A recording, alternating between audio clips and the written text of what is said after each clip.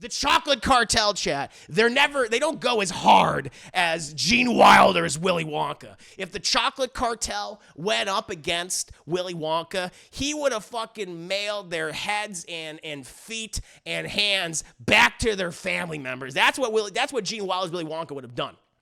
And so it doesn't quite reach that that level. We're going to go ahead and we're going to move on to the next part of my show. And that is my review for the prequel sequel Wonka. And for those that need a bit of a background or a synopsis of the film, an aspiring magician and chocolatier, a young Willy Wonka, arrives in a whimsical European city to showcase his creations. But he soon learns that trying to achieve your dreams is far more difficult than it seems. Before talking about this prequel sequel, about this film to the original Willy Wonka and the Chocolate Factory, I do want to touch on the original film itself. Now, I do enjoy that 1971 movie. I wouldn't say it's like one of my favorite films of the 1970s. I really appreciate just how weird and sometimes dark it could get in that film. A lot of that I think is thanks to Gene Wilder's iconic performance. It's like, yes, I think the production design, so many of the songs and the set pieces, and some of the other supporting characters are all very well done and very creative.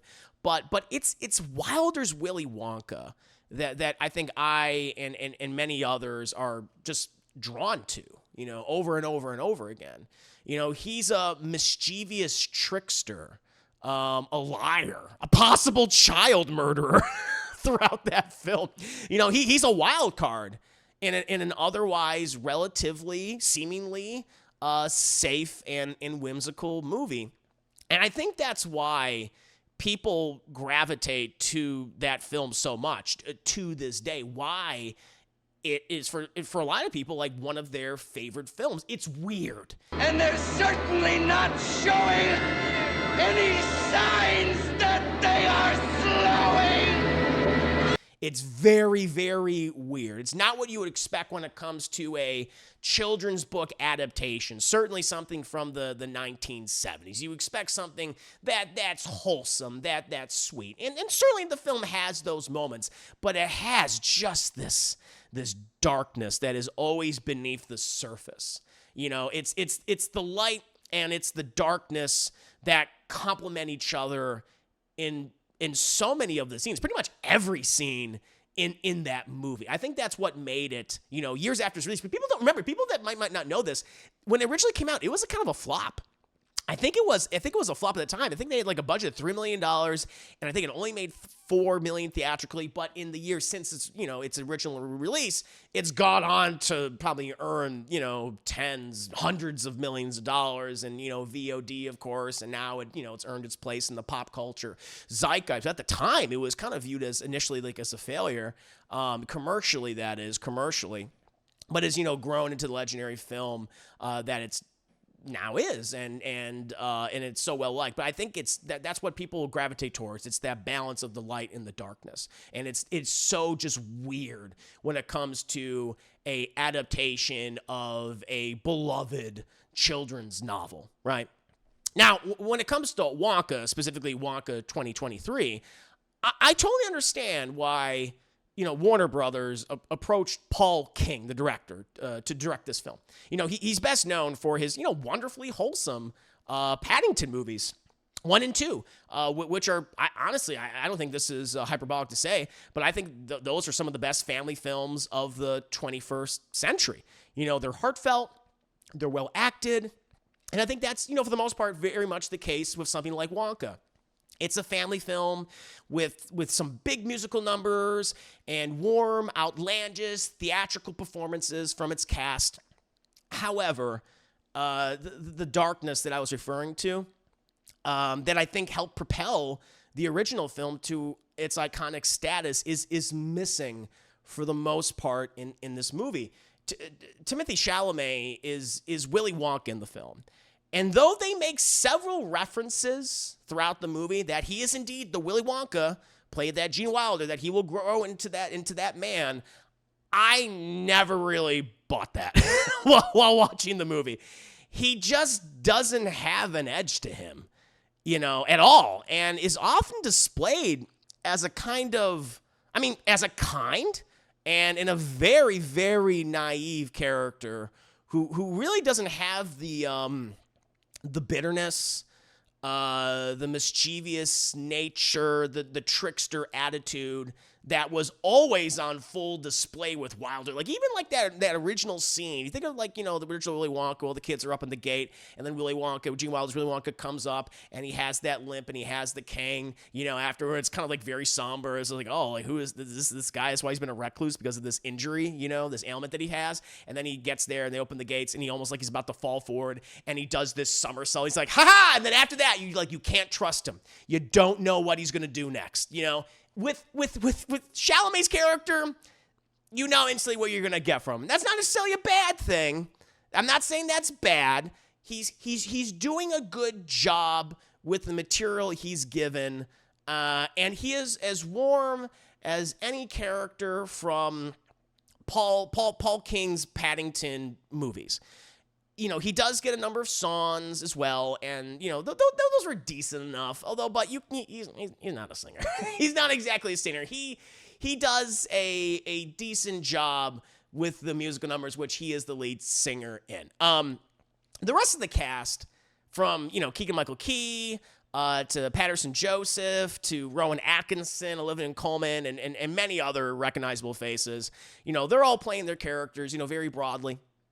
Very stagey and theatrical, like you're literally seeing a stage version of a Willy Wonka adaptation. That's what it feels like. And I think it does work for this like exaggerated world. To me though, the two best performances in the film, outside of Timothée Chalamet, I actually think they're probably better than Timothée Chalamet, come from Calla Lane, I think that's how you say her name, Calla Lane, and Hugh Grant, who play the character of Noodle, the orphan girl, and Lofty, the Oompa Loompa, respectively. Noodle establishes like a strong connection with Wonka throughout the film, since they have like a shared tragedy in their lives due to them like losing a parental figure at some point. She's a very cute character, and she bounces off Chalamet just with ease. Like I don't know if I've seen her anything else before, but she's very enjoyable. She's just like, anytime she's like, yeah, like there's just so much emotion and warmth coming from her, and she's like a natural. She like the two of them, Chalamet and her, are a perfect little duo, right? They just do so well, talking to each other, and both with the smaller, more wholesome moments, even they kind of touch on the tragedy between the two of those characters, and the big bombastic, fantastical elements, right? But Hugh Grant is incredibly funny and charming as Lofty, the Oompa Loompa. He's chasing after Wonka for a particular reason, very easy to find out. And they first have a bit of an antagonistic relationship. Honestly, it's kind of the only part of the movie that really feels connected to the original 1971 film. Just thinking about it now, there is like a mischievous darkness to Hugh Grant's Oompa Loompa, to his character, that is both funny and at times, surprising. You don't always know what he's going to do. You don't always know exactly where his loyalty lies.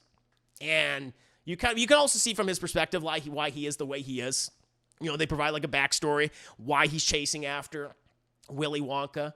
But at the same time, he's coming across characters that he doesn't particularly have a lot of fondness for, and so maybe there's kind of like, all right, listen, the enemy of my enemy is my friend, kind of that situation. But he's really good. He gets some fantastic stuff too, which is also so funny that apparently, like, I guess in interviews, from what I've been able to discern, he's like, I hated doing this.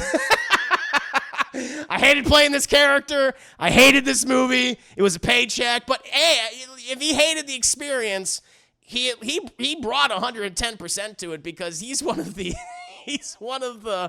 best aspects of this film. I really really liked him quite a bit, and he was the one I'm like, there's kind of the darkness, the mischievousness coming from that character. In terms of the film's aesthetic, there is some great production design on full display. You know, the sets and the costuming is a mixture of, I guess I would describe it as European turn of the century. It's also just very pleasant to look at, and it's timeless, right? You know, there is a lot of CGI, which felt unnecessary at times. It's like, well, we got to have this big, scene where the candy and the chocolate's doing this, and it's making people, this way or that way, and people are floating in the air and stuff. And those scenes reminded me to a certain extent of the 2000s Tim Burton adaptation. But after they would have this kind of bombastic, floaty CGI green screen, sequence, they would frequently feature and return to the physical and practical sets and set pieces. There's definitely it's definitely more grounded, as much as it can be compared to the Tim Burton remake. But there's times where I feel like the aesthetics kind of contradict one another. It's like lean more, I'm not saying like no CGI whatsoever, but I don't know, you look at that original movie, right? And they could only use practical effects. They didn't have that kind of technology to do the things they're obviously doing in this film.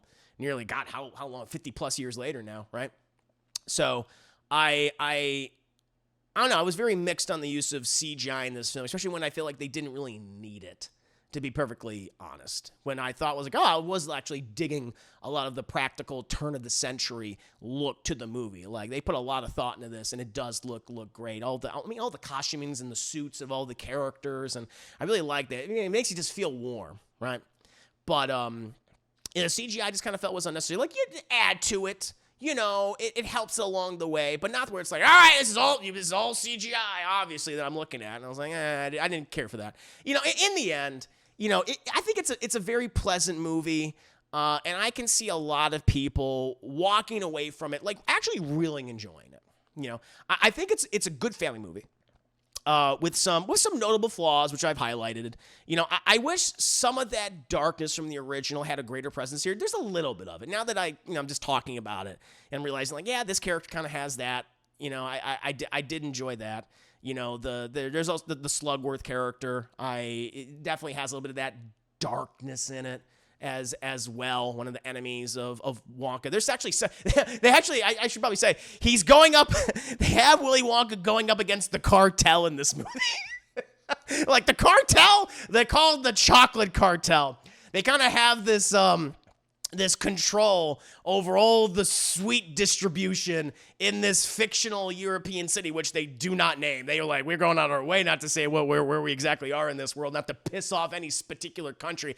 But it feels like we're all over. It feels like at times the movie feels like it's set in the UK. Sometimes it feels like it's set in France. Other times it feels like it's set in Germany. Sometimes it feels like it's set in Poland. I mean, sometimes in Russia. It's like we're all over the god. We're everything. It's just this huge city filled with all sorts of different cultures or references to a variety of other cultures in the film. But the villains are like the cartel, the chocolate cartel. And like that is probably other than like Hugh Grant, like that's a little dark. But again, I feel like they could have gone even more into it. The chocolate cartel chat, they don't go as hard as Gene Wilder's Willy Wonka. If the chocolate cartel went up against Willy Wonka, he would have fucking mailed their heads and feet and hands back to their family members. That's what Gene Wilder's Willy Wonka would have done.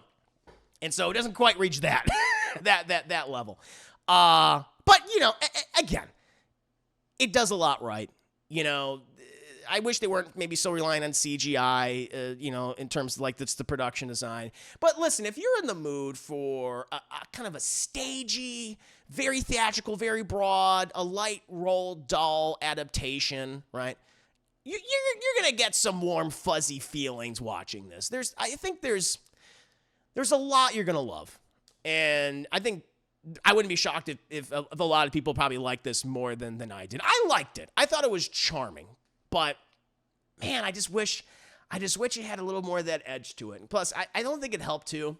Maybe I did this to myself before I went to go see the movie. Like the night before, matter of fact, I was watching some old kind of Willy Wonka and the Chocolate Factory clips, with like specifically of Gene Wilder, like a compilation, and I was like, man, he really made that character his own. Like he's so good, like in that movie. And there's just stuff that I forgot about. Like there's even lines of dialogue that feel improvised.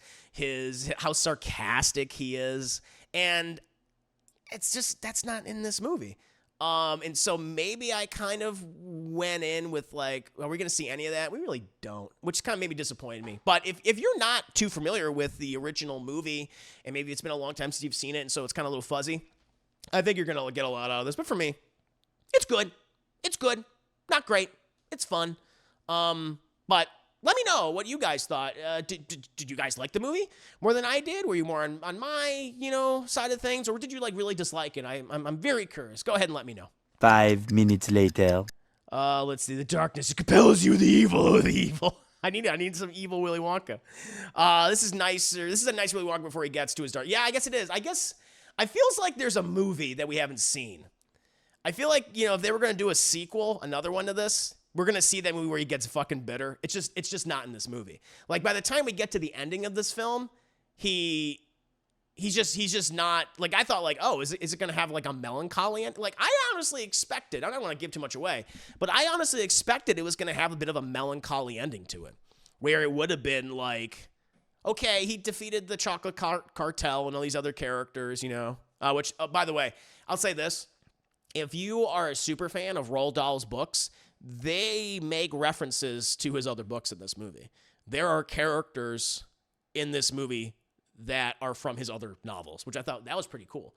And so keep a sharp eye out for some of that. I was like, oh, fuck at this. I was like, that was pretty awesome. But I honestly thought it would have like a melancholy ending, and it doesn't. It doesn't. It's a very hopeful ending. It's just like, to the future, kind of that, right?